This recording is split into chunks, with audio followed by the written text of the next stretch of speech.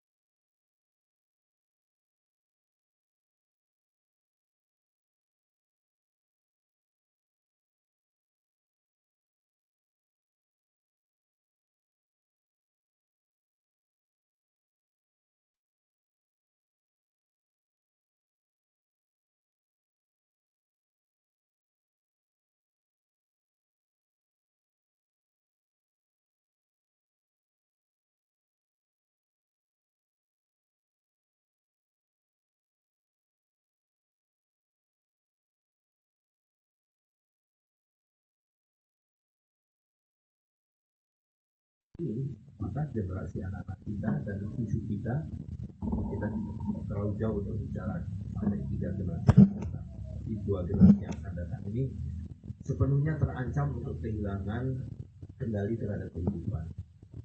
Sepenuhnya tergantung kepada sesuatu yang di luar dirinya, dan itu maknanya adalah nanti keluarga mereka juga akan dalam keadaan dan posisi yang serupa kalau tidak lebih buruk. Jadi subtopik kita adalah bahwa riba akan menjadi alat untuk perbudakan, instrumen perbudakan di zaman modern ini, karena sudah semakin nyata bahwa telah beralih ya. Jadi dulu orang melakukan apa yang dikenal sebagai kolonialisme, imperialisme itu melalui senjata, melalui penaklukan secara fisik dengan perang ataupun tidak dengan perang, tapi dengan senjata, dan satu bangsa, satu kaum bisa dikuasai oleh segelintir orang atau oleh satu kaum yang lain. Nah, hari ini sudah semakin nyata, semakin kita lihat bahwa pengendalian atas kehidupan umat manusia itu dilakukan melalui riba, atau lebih spesifiknya adalah hutang dengan riba. Ya, jadi ada istilah sekarang governing by debt. Jadi sepenuhnya orang dikendalikan dengan hutang, dan hari ini kita sudah melihat ya, yang akibatnya saja secara langsung ya sudah semakin banyak orang-orang yang melakukan bunuh diri misalnya akibat terjerat oleh hutang berbunga, dan bunuh dirinya sudah sangat tragis dan tidak bisa diterima oleh akal yang sehat, karena tidak lagi bunuh diri atas dirinya sendiri, tapi bunuh diri sudah dengan mengajak istrinya, bahkan mengajak anak-anaknya. Jadi sudah kejadian bukan hanya sekali, ya kan? Dan ini untuk menunjukkan bahwa betapa dolimnya dan jahatnya hutang berbunga ini. Yang tidak lain adalah akibat dari riba. Nah, yang jadi persoalan adalah masyarakat kita hari ini tidak memahami sejauh itu. Mereka hanya merasa bahwa ya ini terjerat hutang, lalu tidak bisa bayar, lalu stres, lalu putus asa, dan kemudian melakukan tindak bunuh diri. Nah, yang harus kita pahami dan kita pahamkan adalah bahwa riba ini berlangsung karena sebuah sistem yang sangat masif. Tapi di sisi yang lain juga bahwa kalau kita memahami bagaimana sistem ini bekerja, maka kita bisa menghindarinya, kita bisa menghentikannya. Gitu. Jadi yang termutakhir misalnya seorang menteri, artinya menteri itu kan pejabat publik yang harusnya menjadi bagian dari misi sebuah pemerintahan, yaitu melindungi dan mensejahterakan rakyatnya. Tapi sekarang para pejabat ini sudah sepenuhnya, mulai dari yang paling tinggi, seorang presiden, seorang perdana menteri, sampai kepada pejabat-pejabat paling bawah di operasional itu, sudah sepenuhnya menjadi agen dan instrumen sistem riba. Jadi seorang menteri ini mengatakan bahwa ya nanti ke depan ini anak-anak kita ini kuliah ya biayai saja dengan hutang. Dan lebih spesifik lagi dia mengatakan hutangnya adalah pinjol. Ini satu instrumen hutang yang lebih jahat lagi, karena kita tahu bagaimana manajemen pinjol itu membuat orang tadi bukan hanya sampai frustrasi putus asa, tapi bisa jadi kehilangan harapan. Jadi bagaimana riba itu bermain, dan sekarang diterapkan mulai dari bukan saja kehidupan sehari-hari orang untuk membuat rumah dia berhutang, punya kendaraan berhutang, untuk biaya hidup sehari-hari yang berhutang, tapi bahkan untuk masa depan seorang anak yang katanya adalah pendidikan ini sebagai root untuk escape dari kemiskinan, jalan keluar dari kemiskinan, sejak awal sekarang dijerat dengan hutang berbunga, dan itu melalui yang lebih mengkhawatirkan lagi adalah melalui pinjol. Kita tahu bahwa karakter pinjol ini selain bunganya yang luar biasa tinggi, tapi juga cara-cara mereka menjerat nasabahnya itu dengan cara-cara yang tidak baik. Dan kalau kita lihat sekarang data sudah mulai bermunculan di banyak kota-kota besar, itu sudah ratusan triliun nilai pinjaman melalui online ini, dan dalam waktu dekat lagi akan masuk untuk anak-anak yang mau bayar kuliah. Jadi SPP atau sekarang namanya KUT ya, UKT itu sudah dibuat begitu mahalnya karena pemerintah tidak lagi punya space untuk mensejahterakan rakyatnya, untuk memberikan subsidi bagi pendidikan. Jadi pendidikan yang semula dianggap sebagai hak warga negara tidak ada lagi hak. Sekarang pendidikan adalah sebuah kemewahan, gitu. Dan karena itu pemerintah tidak lagi merasa perlu memberikan subsidi, karena sebagian besar kebutuhan pemerintah sekarang ini adalah untuk membayar hutang berbunga kepada para rentenir.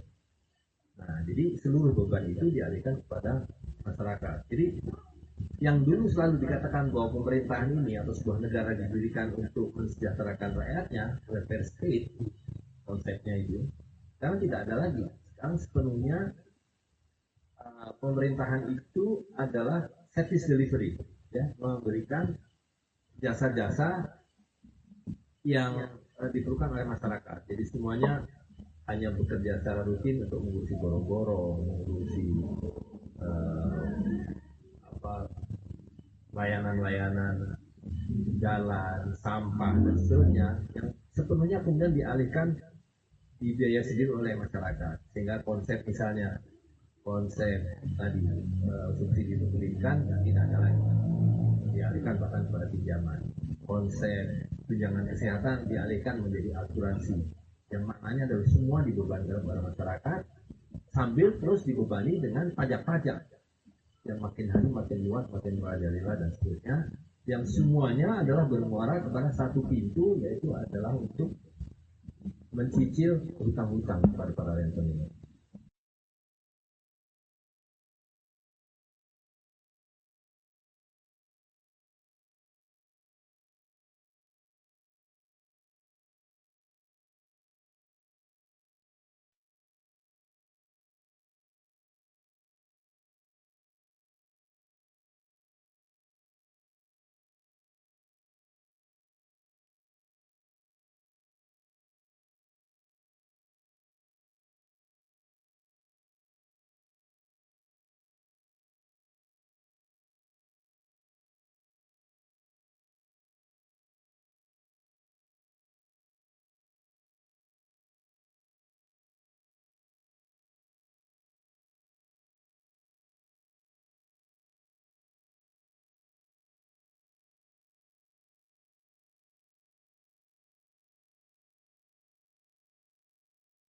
Menjadi bagian dari pertolongan pada keluarganya atau pada dirinya sendiri, apalagi pada masyarakatnya, itu menjadi orang yang bangkrut.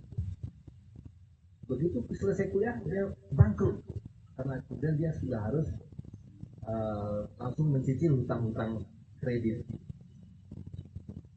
dulu namanya kredit mahasiswa, ya kan?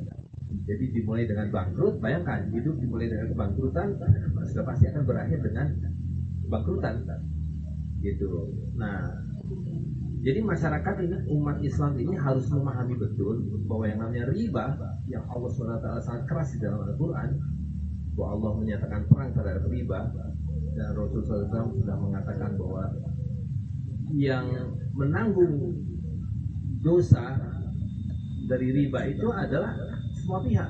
Paling tidak disebutkan 4 secara spesifik, ya kan? Yang memberikan, yang mengambil, yang menyaksikan, dan yang mengadministrasikan. Nah, sekarang seluruh kehidupan ini adalah bagian dari 4 itu. Apakah Anda yang mengambil, apakah yang memberikan, apakah yang mengadministrasikan, atau yang mengendorse, membiarkan. Jadi kita sudah bergelimang di dalam dosa besar, menyatakan perang terhadap Allah SWT, karena kita semua terlibat dengan riba.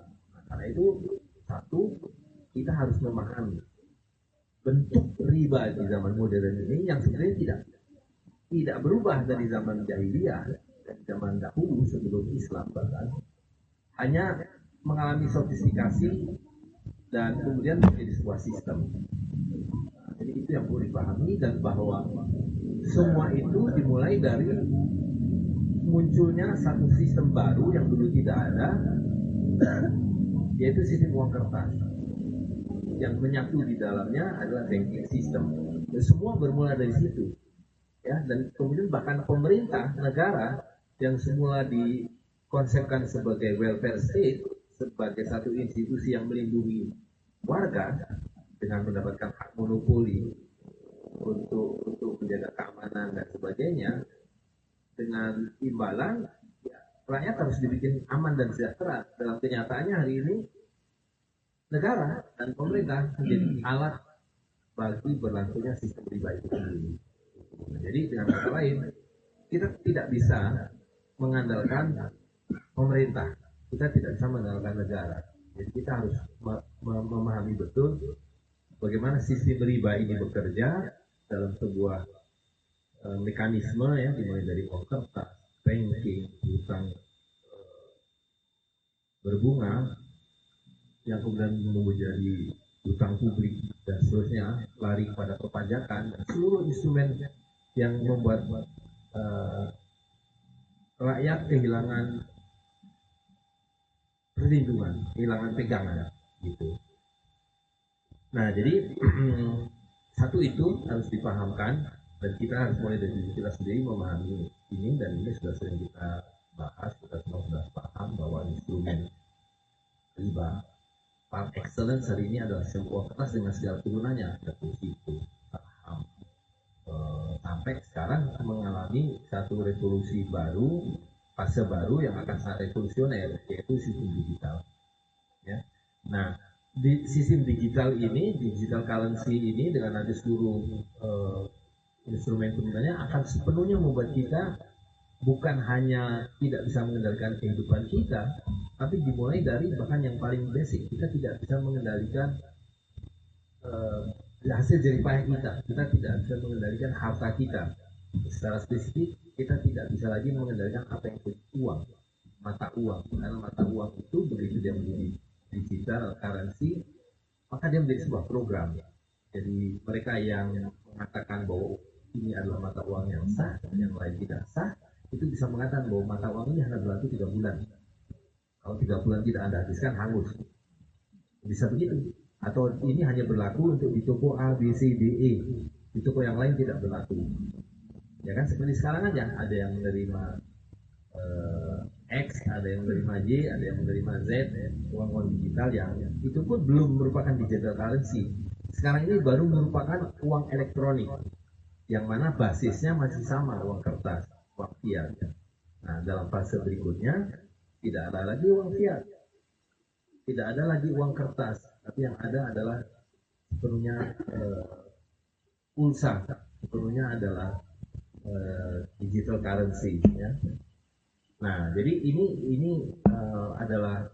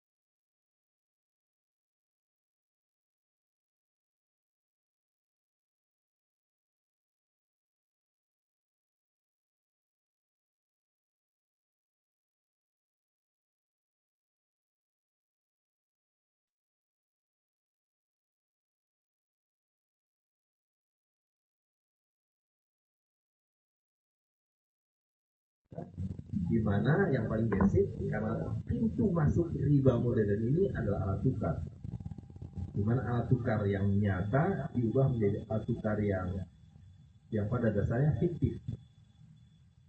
Sehingga seluruh kekayaan kita, kehidupan kita hari ini pada dasarnya menjadi fiktif. Ya, ketika kita mengatakan bahwa harga kambing ini adalah 2 juta rupiah, kambing itu kemudian menjadi fiktif.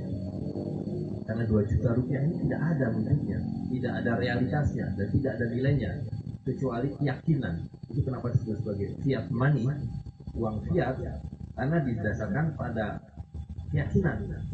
Nah, tetapi keyakinan ini adalah keyakinan yang diciptakan, keyakinan yang hasil manipulasi dari proses yang panjang,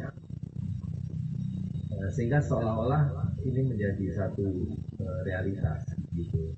Nah, jadi saya kira itu saja secara ringkas yang saya ingin sampaikan, bahwa satu, kita harus memahami riba dan harus memberikan pemahaman kepada masyarakat. Yang kedua, kemudian merintis jalan keluarnya, yang semuanya basisnya adalah kehidupan fitrah, dan tadi kita harus memahami jalan pintu masuknya, dan disitulah jalan keluar kita, yaitu mengembalikan alat tukar fitrah gitu ya. Dan kalau kita bicara dinar emas dan dirham perak dan sembaga, maka itu adalah satu bentuk yang paling universal. Tidak berarti bahwa kita harus sepenuhnya pada emas, perak dan tembaga, tapi intinya adalah bagaimana alat tukar itu berlaku secara redo sama redo, ya, artinya dipilih secara fitrah, kemudian betul-betul mempunyai nilai yang nyata, dan kemudian dipertukarkan secara kontan. Nah, ini berkebalikan sepenuhnya semuanya dengan model riba modern, di mana alat tukar itu tidak nyata, ditransaksikan secara tidak kontan, dan kemudian diberi tambahan atau bunga. Kalau tidak berupa bunga, tambahan waktu atau penundaan yang juga berimplikasi kepada kerugian di satu pihak dan keuntungan di pihak yang lain. Dan kemudian itu disistematisasi menjadi apa yang dikenal sebagai banking system, di mana riba itu kemudian menggelembung dan merajalela gitu. Jadi apa yang kita lakukan hari ini dengan mengenalkan kembali dinar emas, dirham perak dan terus lembaga, sebetulnya yang kita perjuangkan adalah kebebasan memilih alat tukar di satu sisi, dan kebebasan memilih alat tukar itu adalah alat tukar yang dipilih secara sukarela dan punya nilai dan dibayarkan secara kontan. Gitu. Jadi ini yang perlu kita pahamkan bahwa alat tukar yang fiktif dan dibayarkan secara tertunda dan kemudian ditambahkan bunga, ini adalah awal dari segala problematika kehidupan yang nanti akan diwujudkan secara digital, dan sepenuhnya kita akan menjadi objek dari pengendalian oleh segelintir orang gitu, ya. Nah, jadi saya kira itu saja sebagai pengantar, barangkali nanti bisa dilanjutkan dengan tanya jawab. Assalamualaikum warahmatullahi wabarakatuh. Waalaikumsalam warahmatullahi wabarakatuh. Luar biasa pemaparan dari beliau ini tentang yang perlu kita pahami bersama. Kita harus paham betul tentang sistem hari ini yang demikian menentukan bagi kehidupan kita. Baik, untuk sesi berikutnya itu sesi tanya jawab. Silakan dari hadirin dan semuanya yang mau bertanya, tinggal angkat tangan aja dan nanti dikasih mic. Silakan dari para tuan yang hadir dan puan yang hadir, silakan tentang tema hari ini ataupun di luar tema nggak masalah, kita saja silakan.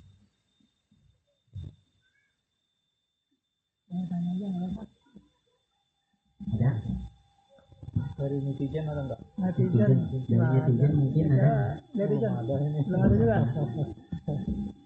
Ya boleh netizen yang mau bertanya. Barangkali saya awali dulu lah. Mungkin Mewakili dulu. Pertanyaannya sama. Ini langkah-langkahnya untuk kita memulai keluar dari sistem riba ini, mohon penjelasannya. Ya, pertama kita harus memahami bahwa kita sebenarnya dilahirkan sebagai makhluk yang bebas, sebagai makhluk yang punya kemerdekaan, dan karena itu kita harus menjaga kemerdekaan ini dengan cara ya perlahan-lahan membebaskan, atau bukan membebaskan diri itu kan tujuan kita ya. Perlahan-lahan kita mengurangi ketergantungan kita pada seluruh sistem ini ya. Jadi kita ini kan ibaratnya sudah seperti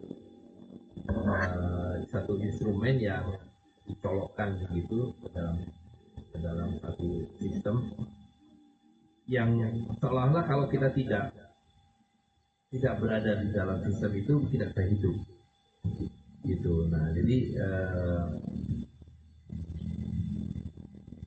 kita harus mulai melihat ini bukan lagi sebagai masalah personal ya. Jadi sepanjang kita menganggap ini sebagai masalah individual, sebagai masalah personal, maka ya kita akan mentok gitu, kembali kepada situasi di mana kita tidak bisa berbuat apa-apa karena sistem ini membuat kita merasa lumpuh, merasa tidak bisa punya jalan keluar. Nah, karena itu harus mulai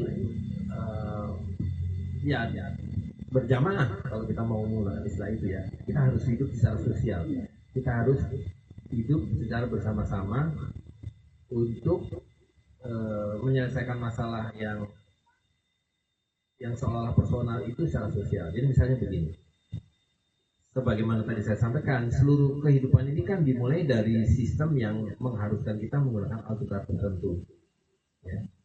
Nah, tidak mungkin kita bisa menghindari cara ini kalau sendirian.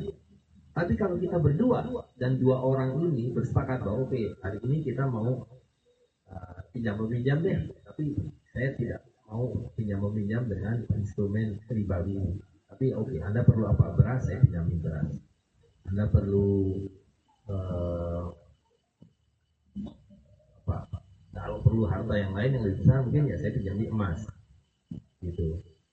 Nah ya kan, itu dua orang sudah bisa mulai sedikit menghindar dari keharusan menggunakan alat tertentu. Tapi secara lebih luas lagi, begitu keluar dari dua orang ini kita juga akan mentok, karena begitu kita akan membayar sekolah, maka sekolah itu akan mengharuskan kita menggunakan instrumen yang sama. Nah, karena itu kita harus bergabung dengan satu komunitas yang misalnya oke, sekarang kita membuat sekolah yang memberikan opsi Anda boleh membayar KUT-nya, UKT-nya atau SUT-nya ini dan membayar beras, membayar pakai jagung, membayar pakai emas, membayar pakai perak dan seterusnya. Jadi ringkasnya ya kita harus mulai hidup secara berjamaah, secara berkelompok, secara sosial. Dan karena itu mungkin ada prasyarat lain yang perlu kita lakukan, yaitu kita mulai harus mengurangi ketergantungan kita pada kehidupan yang sudah begitu mencengkram, yaitu kehidupan di kota-kota besar. Jadi hari ini kita ada di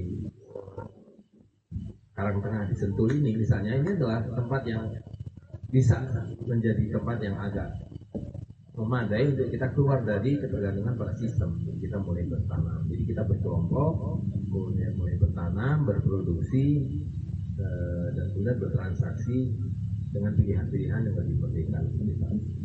Itu saya kira itu jawaban secara umum, karena tidak ada jawaban instan. Ya kalau Anda mau jawaban instan, ya Anda pasti mentok, karena Anda akan terbentur pada realitas seolah ini ada persoalan individual. Dan begitu kita menganggap ini masalah individual, kita akan mentok. Maju kena, mundur kena, kiri kena, kanan kena gitu. Tapi kalau kita berkomunitas, perlahan-lahan kita bisa membuat kesepakatan sendiri, kita bisa membuat cara-cara yang tidak sepenuhnya tergantung kepada sistem ini. Saya kira demikian. Baik, terima kasih jawabannya. Alhamdulillah. Jadi poin pentingnya kita untuk keluar dari sistem yang begitu mencekram hari ini, yaitu dengan berjamaah, dan tentu dilakukannya dengan perlahan-lahan, step by step. Jadi tidak bisa salami. Baik, untuk selanjutnya ada pertanyaan dari siapa?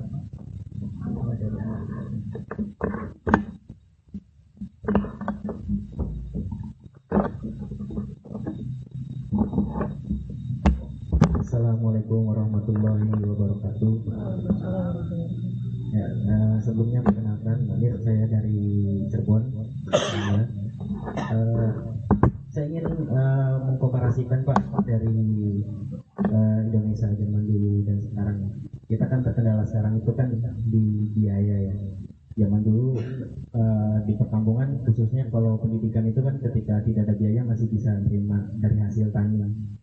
Untuk zaman sekarang kan mungkin agak sulit ya.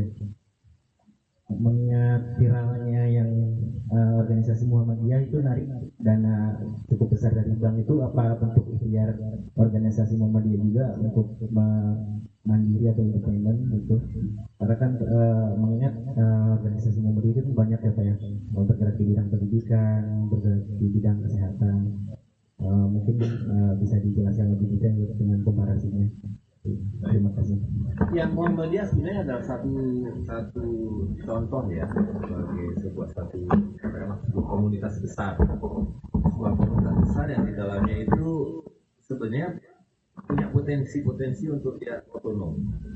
Gitu. Tapi ini sekaligus menjadi contoh ketika dia sepenuhnya masih berada dalam sistem yang sama, maka tidak akan terjadi perubahan apa-apa. Apapun yang dilakukan oleh Muhammadiyah seperti sekarang ini, dia menarik satu katakanlah simpanan uang oleh satu bank, kan hanya pindah ke bank yang lain, tidak ada perubahan seiota pun gitu. Nah, itu hanya mengubah dari nasabah bank A menjadi nasabah bank B gitu. Tapi secara keseluruhan tidak ada sedikit pun yang bergeser gitu. Nah, karena itu Muhammadiyah bisa menjadi teladan ketika dia bisa membuat komunitasnya dan juga seluruh masyarakat yang lain. Kan Muhammadiyah tidak eksklusif seharusnya ya, kan dia melayani siapapun. Itu mulai membangun otonominya, bukan hanya sekedar secara intelektual. Maksud saya misalnya oke, Muhammadiyah otonom karena dia bisa membuat kurikulum sendiri untuk sekolahnya, atau dia bisa membuat penanggalan hijriah sendiri dengan konsep hisabnya dan seterusnya. Tapi dia tidak meskipun keluar dari sistem gitu. Tapi kalau Muhammadiyah hari ini mengatakan oke, kita sekolah-sekolah kita hari ini mulai tidak mewajibkan pembayaran UKT atau SPP dengan uang fiat ya.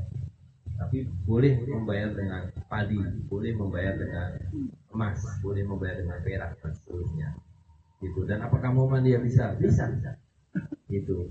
Tidak ada yang tidak bisa ya kan. Nah, jadi persoalannya adalah bagaimana kita, terutama ya seluruh anggota Muhammadiyah, bisa mendorong pimpinan-pimpinannya itu untuk perlahan-lahan keluar dari sistem.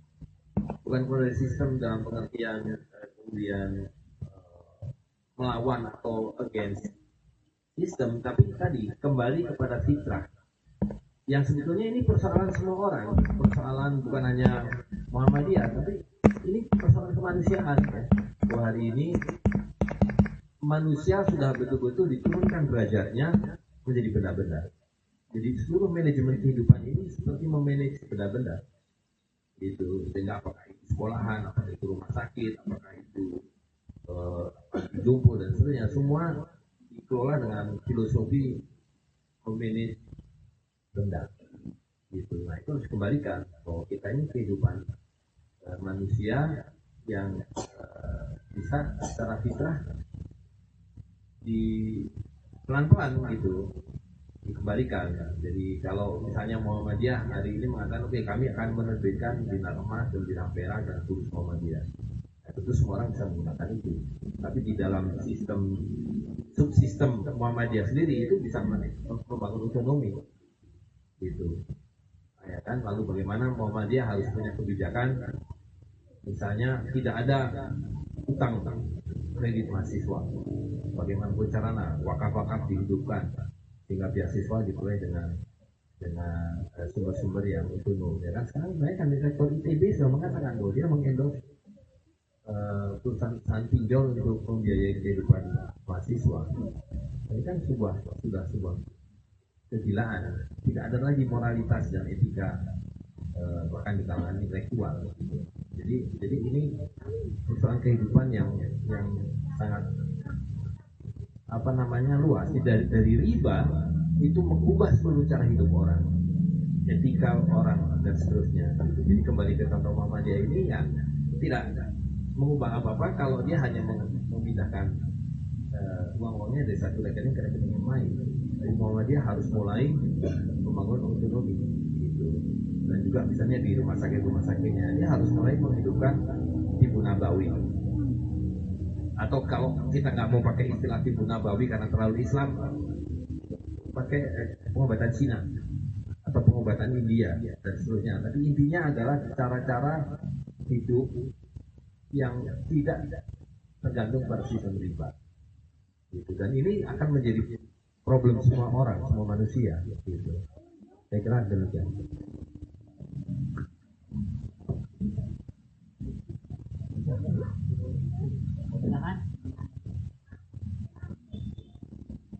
Assalamualaikum warahmatullahi wabarakatuh. Waalaikumsalam warahmatullahi wabarakatuh. Menyimak pembicaraan Pak Dain tadi, saya jadi berpikir, saya sudah berjuang bahasanya selama 13 tahun menerima.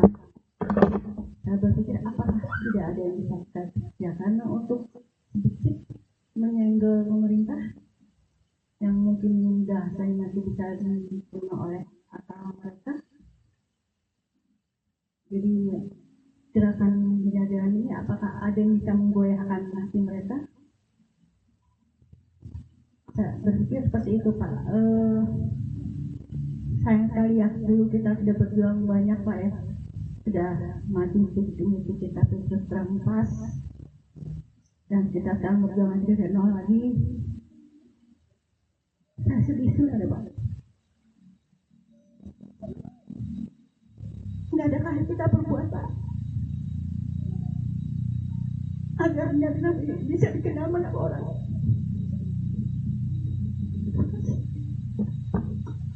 Ya baik ya. Jadi saya rasa yang kita lakukan ini ya tinggal kita tularkan gitu ya. Jadi kita tidak boleh merasa bosan dan tidak boleh merasa capek gitu ya. Dan justru sekarang ini kita harus merasa seperti habis mendapatkan multivitamin yang luar biasa. Jadi kalau kita ingat ya, kasus pasar muamalah itu memberikan satu kepastian hukum yang luar biasa, yang selama ini kita nantikan, kita cari gitu ya.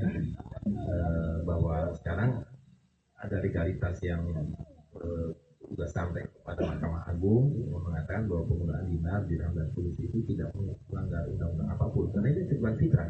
Jadi kalau menggunakan dinar, dirham dan fulus itu dianggap melanggar hukum, maka kita jual beli kedelai itu melanggar hukum, jual beli kentang itu melanggar hukum, jual beli ayam itu melanggar hukum, gitu. Atau barter sesuatu dengan sesuatu yang lain itu melanggar hukum. Nah itu sesuatu yang tidak mungkin, gitu. Jadi dari awal sebenarnya kita sudah paham bahwa penggunaan dinar dirham itu tidak melanggar hukum negara apapun, gitu ya. Nah, tetapi selama kita belum mendapatkan kepastian seperti kasus muamalah itu kan tidak ada kepastian hukum. Nah, sekarang dengan adanya keputusan Mahkamah Agung itu sudah ada kepastian hukum, gitu ya. Nah, jadi harusnya kita dengan apa namanya kemantapan dan semangat yang luar biasa untuk mengajak semua muslimin, muslimat, non muslim siapapun untuk kembali kepada fitrah. Sekali lagi bahwa yang kita perjuangkan itu kan bukan emas dan perak ansih, tapi adalah kebebasan nilai tukar, atau lebih mendasar dari itu adalah kehidupan fitrah, kehidupan yang manusiawi gitu. Nah, kalau pertanyaan kemudian adalah apakah kita bisa berharap kepada pemerintah untuk katakanlah mengadopsi ini? Ada dua jawaban. Jawaban pertama adalah mungkin saja kalau pemerintah itu punya satu kesadaran gitu ya, dan kebebasan atau kemerdekaan. Buktinya apa? Buktinya di Afrika Selatan misalnya ya, itu secara legal emas adalah alat tukar yang sah. Itu satu-satunya di dunia ini yang secara legal mengatakan bahwa koin emas adalah legal tender gitu.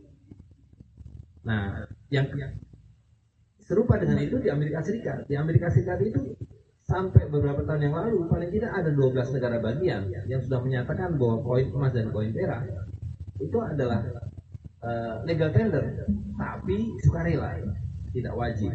Gitu. Kalau legal tender dalam pengertian seperti yang diadopsi uang fiat dan bahkan Krugeran itu kan wajib diterima. Kalau ada orang mau membayar nggak boleh ditolak. Tapi di Amerika itu koin emas dan koin perak dinyatakan kembali sebagai alat tukar, tapi sukarela.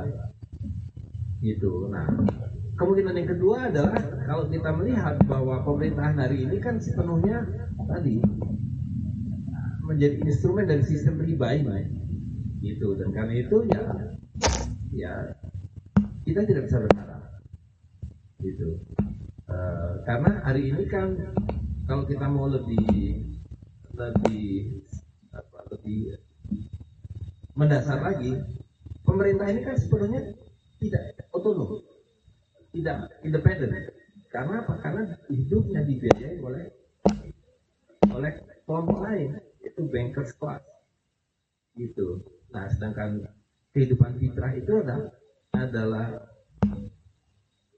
cara hidup yang dibunuh oleh para bankir. Karena para bankir tidak akan bisa punya kehidupan. Artinya gini, semakin banyak bank, semakin menderita masyarakat. Sebaliknya, kalau semakin independen masyarakat, akan semakin sedikit bank.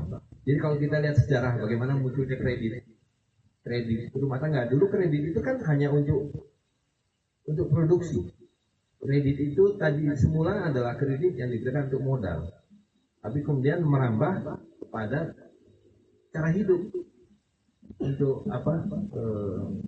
beli motor, beli rumah, beli segala macam.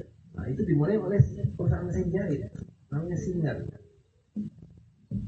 Ya, jadi kalau kita ingat bagaimana kredit rumah tangga itu, kredit konsumsi itu muncul adalah ketika perusahaan mesin jahit kemudian membuat satu lifestyle bahwa punya mesin jahit itu adalah satu kemewahan. Seperti pernah satu periode di mana orang yang punya TV itu adalah naik kelas, ya kan?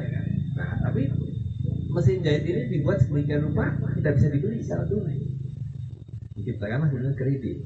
Begitu juga kemudian TV dikredit, kulkas dikredit, yang semua menjadi simbol status, gitu, ya kan? Dan hari ini pun begitu. Nah, tapi hari ini tidak lagi sekedar untuk mendapatkan simbol status orang berhutang, tapi untuk hidup, untuk sekolah, untuk bayar rumah sakit, untuk punya rumah, untuk punya kendaraan, semua harus dibayar dengan hutang, governing by debt. Nah, ini sudah bukan satu kehidupan yang wajar, harus ditolak. Semua manusia harus menolak kehidupan yang demikian ini. Nah, persoalannya tadi, kalau pertanyaannya bisakah kita mengandalkan pemerintah? Pemerintah jadi bagian dari instrumen sistem riba ini. Jadi kantor kelurahan itu hari ini fungsinya bukan melayani masyarakat, bukan untuk keperluan warga, tapi dia menjadi kantor yang memastikan bahwa PBB dan pajak-pajak lain dilunasi atau tidak, gitu. Jadi sekali lagi bahwa kita harus mencabut diri, colokan ke dalam sistem ini. Nah, kita harus hidup secara sosial, karena sekarang ini kehidupan sosial kita dibunuh. Kita menjadi individu yang masing-masing punya nomor induk pendudukan, nomor induk penduduk, ya kan, sebagai instrumen untuk mengendalikan kita. Saya kira demikian. Jadi nggak usah risau, nggak usah gelisah, tapi kita punya tugas menyelamatkan kita dan keluarga kita. Jadi itu betul-betul memberikan makna di situ tuh. Ku anfusakum wa ahlikum naro, ya kan? Jagalah dirimu dan keluargamu dari api neraka. Jagalah dirimu dan keluargamu dari cengkraman riba, gitu. Itu demikian.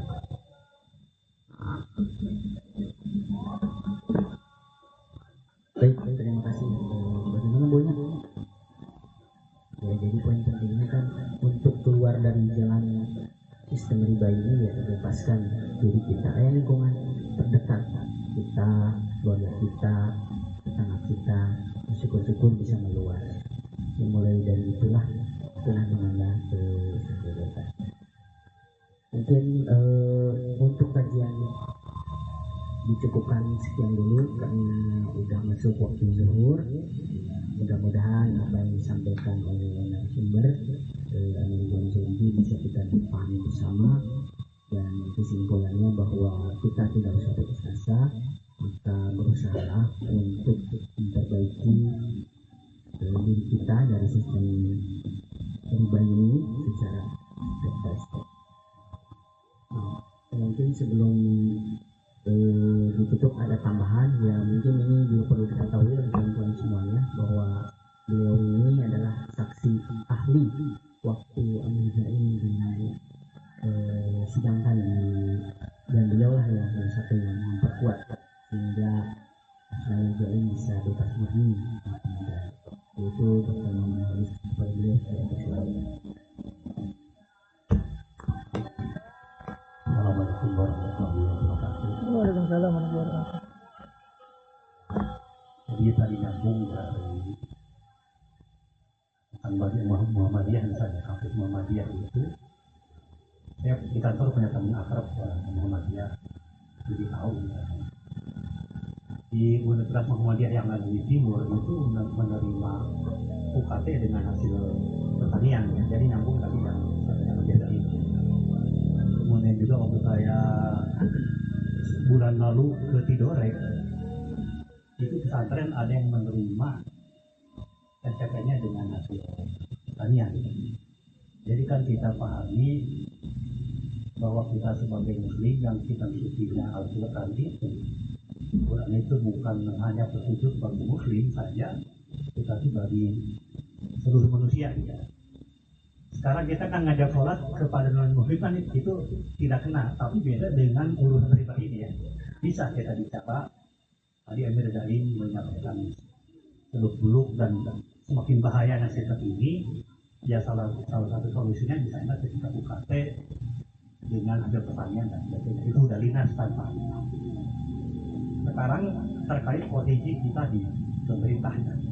Saya kan PNS 21 tahun. Jadi semua juga kita ini kan semua nih gabung di partai logika masing-masing. Saya juga dulu kalau mau disebut pengangguran. Dulu saya punya pandangan yang bisa menyebarkan gerakan penggunaan dina dirham ini mesti anak-anak orang kaya. Ya seperti saya yang latarnya katakan dulu begitu. Tapi nggak kita jalannya saja. Dan saya waktu itu tidak terbayang 21 tahun lalu akan jadi PNS. Bahkan saya undang Amir Jain aja sudah jadi narasumber ya Amir ya, dikenal beberapa kali. Dan secara pribadi saya sudah menyampaikan ke Menteri Agama waktu tahun 2006 itu Pak Mahfud Basuni berhadapan begini. Jadi waktu itu ada semacam press release ya antara Menteri Agama dan seluruh eselon 1 dengan jajaran wartawan. Dan saya waktu itu walaupun di Kementerian Agama duduknya di jajaran wartawan. Waktu itu Amir Rais tahun 2006 itu pesan ke saya, bisa tidak ditanyakan ke Pak Menteri, itu pesan dari Bu Dayang Yusro, anggota DPR kan. Bagaimana misalnya ONH ini bisa dengan dinar? Saya tadi kan bulu kuduk saya itu merinding, bawahan kan gimana dicetak ngomong ke Pak Menteri. Tapi karena yang udah ngerjain saya sampaikan, itu bulu kuduk itu. Nah, saya kata ke Pak Menteri, ke Pak Basuri, Pak Menteri, ini kan ONH ini semakin mahal, sementara sistem keuangan dunia ini kan semakin membuat rupiah ini semakin lemah, kan gitu ya. Bagaimana kalau ONH ini dengan dinar, kan gitu ya, basisnya itu. Pak Mahfud Basuni itu mengerti, siap, semua yang hidup sekarang pasti mengerti ini sistem keuangan ini tidak adil ya. Pak Mahfud juga bilang begitu. Cuma ada tambahan dari Pak Mahfud, ya cuma kalau pakai dinar masih sulit gitu. Secara keilmuan, yang punya ilmu kan Allah ya, kita dapat sedikit. Saya heran, tanggung jawab saya udah saya sampaikan. Ini udah ke Pak Mahfud udah disampaikan. Nah karena itu kita jalani saja. Jadi kita tidak tahu dalam perkembangannya misalnya waktu jadi saksi ahli Amir Jain ya tahun 2021. Jadi semua ada saja apa yang di luar dugaan akan untuk keberuntungan gitu ya. Itu kan waktu saya jadi saksi ahli. Sebelum saya datang ke pengadilan, hari itu mestinya saya tuh jadi narasumber, ada kegiatan lain. Saya izin ke atasan ke Pak Kapus ke Pak Kapus, saya nanti menjadi narasumbernya itu di kantor ya. Mungkin berhalangan di kantor lain. Mohon saya izin mau jadi saksi ahli. Diizinkan di WA. Rupanya begitu di persidangan Amir ya, si jaksa itu memang terdesak, nyari alasan yang lain kan misalnya. Anda kesini bawa perintah dari atasan, ya bang itu bawa WhatsApp WA. Jadi intinya kan kita ini gabung di sini pertama artinya mengintis diri kita ini supaya katakanlah tidak merasa ada katanya, biar urusan Allah gitu. Jadi banyak hal yang memang godaan sana sini gitu. Makanya dalam diri itu ada apa? Wafina wujudina majazi kewujudikan hakiki. Karena begini, siapapun ketika ada orang ada keinginan lalu jadi kenyataan, itu potensi ujub ada. Sebenarnya ketika tidak jadi kenyataan, potensi putus asa juga ada tuh. Kita jalani gitu. Jadi dari berbagai sisi. Cuma kembali kalau masalah itu cuma saya rasa ngalami ya, ketakutan atau putus asaan, cuma mengalami. Kalau main sedih-sedihan gitu ya. Kita ini kan Muslim dan juga orang Indonesia itu secara umum dikasih dua, dikasih din dan dikasih akal. Ini jangan pakai din Islam aja, pakai akal saja. Misalnya 30 tahun lalu John Naisbitt dalam global paradox gitu ya, ini sudah disebut sistem keuangan ini ketika makin digital makin dalim, dan dia nyebut ini faktor personal gitu. 30 tahun lalu, tahun 94 kan dia nulis. 3 tahun kemudian terbukti di kita. George Soros kan tidak dielakkan. Satu dolar 2.500 menjadi 16.500 kan. Seberapa kemudian kembali lagi 16.500 personal kan. Di porsi negara tidak ada lah ini. Makanya kembali ke ini muka Amerika ini, kita sebisa kita misalnya. Sekarang misalnya sistem keuangan yang tidak adil ini berpengaruh ke kurs UKT ya. Kita sampaikan saja. Bagaimana UKT itu bisa dengan bahan pertanian. Lalu dengan perdagangan luar negeri kita sampaikan saja bagaimana diterapkan barter di zaman Pak Habibie ya. Pesawat dari Indonesia ditukar dengan beras dari Thailand. Saya di Kemenang itu di Masjid Al-Ikhlas Kementerian Agama itu 2 kali jadi khotib. Dan di depan saya itu ada Profesor Dr. Audrey Azizi yang alumni Amerika. Tidak ada kritik. Karena ternyata ada buku bunga rampai tentang beliau, Pak Audrey Azizi. Jadi bunga rampai tadi dari berbagai tulisan. Ada tulisan, saya lupa namanya, yang memang di situ disebut. Sepertinya pakai dinamika. Jadi saya jangan lagi kita menghindari ucapan kata saya. Nanti kita perjalanan seperti itu. Dan kita bersyukur bisa bertemu kembali dalam suasana rileks ya. Walaupun di sini juga Wazir Hidayat sesekali tadi datang di bagi telur dan sebagainya. Itu bagian perjalanan gitu ya. Ya hakikatnya kalau ngitung-ngitung ya Amerika ATT hadir di pengadilan kan kita nyebut kata Allah sekarang dengan waktu di pengadilan dapat ancaman penjara, dapat ancaman PNS berhenti, itu kan lain. Padahal sama nyebut Allah ya gitu. Nabi Musa nyebut Allah, orang munafik nyebut Allah, katanya kan sama, cuma ketaran dan jalan keluarnya berbeda. Ini kan mudah-mudahan ini kita semakin diberkahi dan agama kita. Amin. Demikian, assalamualaikum warahmatullahi wabarakatuh. Waalaikumsalam warahmatullahi wabarakatuh. Terima kasih Ibu Naman yang menambahkan energi dari kita semua. Yang penting poin penting kita tetap semangat, beristiqomah, dan ketika Amerika pernah mengatakan bahwa ada 3 langkah untuk memudahkan kita untuk menjadi jalan keluar, yaitu pertama ikuti ajaran Nabi Musa, yang kedua ikutilah ajaran Nabi Ibrahim, dan yang ketiga yaitu Ashabul Kahfi. Kita harus menghadirkan 3 cara itu di zaman ini.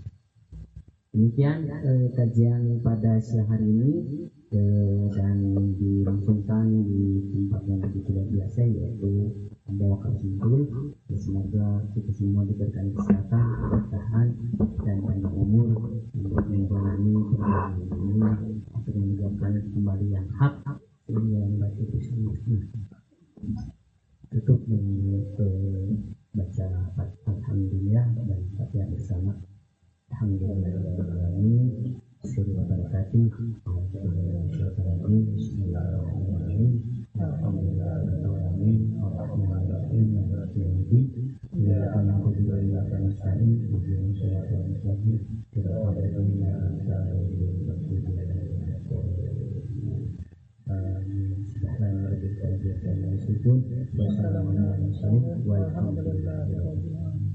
Assalamualaikum warahmatullahi wabarakatuh. Waalaikumsalam.